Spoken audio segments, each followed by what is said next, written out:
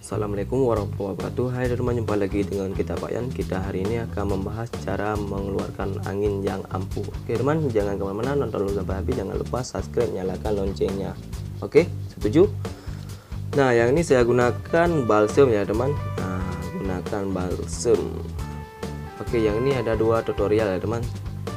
Oke, teman-teman jangan kemana-mana, nonton sampai habis supaya dapat semuanya ilmu dari Pakyan. Oke. Nah, yang ini cara mengurutkan dulu ya.